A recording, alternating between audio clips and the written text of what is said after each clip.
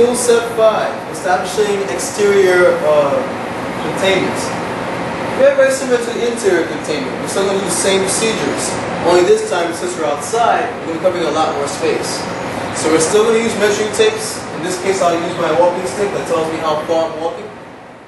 6 feet, we're going to extend that to 10 feet. And our containers, our barriers, we're going to extend that out to even 20 feet. We want this whole area to be free of any kind of interference in terms of tenants, nosy people, or even pets walking in unsuspectingly into a contaminated area. So the first thing we want to do, just like before, set up signs, set up no entry signs, set up hazard material signs. I want to set all this stuff up.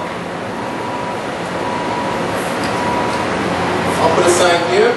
Once again, eye level. I'm trying to see this. I want to be clear. I'll put signs on my barriers and make it very, very obvious this is not a safe place to be, at least while renovation work is being done. So, I'm going to use my walking stick.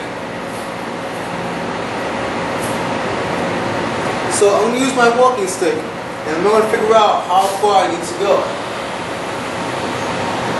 The area I'm starting is over here. So I'm going to take this and I'm going to count off till I get to 10 feet. Once I count this thing up to 10 feet, I'll know where our plastic needs to be. You got 10 feet. So right here, in a whole 10-foot radius, my plastic's being put down. So after 10 feet, I'm going to go up to 20 feet, which is twice as much. Right here. And here, I'm going to set up the barriers. So I'm going to place this here. I'm still going to use cones, I'm going to use barriers, and use anything at my disposal to establish the exterior work area, the exterior containments.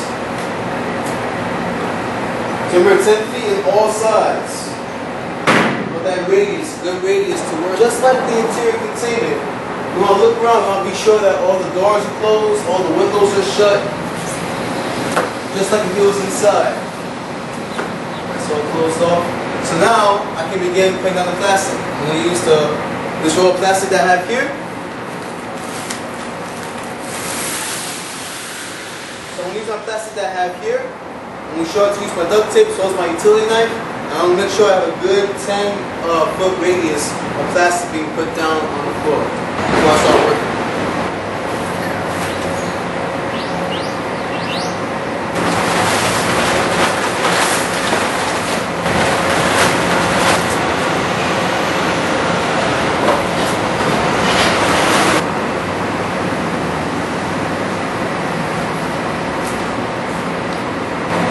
Certain situations when you're outside, one of the things we want to do is start putting heavy objects on the plastic. I'm talking about things like 2x4s, anything to actually hold down the plastic from taking off. When you're outside, you're subject to the outside environment, to the weather. So you always want to prepare for that as well. Always stage your tools on top of the plastic sheeting so you don't have cross-contamination. Not only that, since you're outside, you hear about the environment affecting our work area, we want to be sure that at the edge of all plastic sheathing that we curb it. So what curbing does, just like a sidewalk, or like the opposite way of the sidewalk, the curbing will actually raise the plastic up.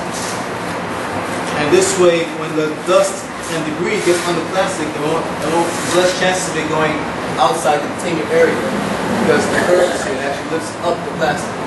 One thing we definitely want to keep in mind when you're doing establishing the exterior contamination. That's one of these. You want to be sure that you use a disposable tack pad at the entryway of inside the contaminated area. What tack pads do is that when you put it down, as you leave the contaminated area, this helps reduce the amount of tracking all that dust and debris from the contaminated area into the non-contaminated area.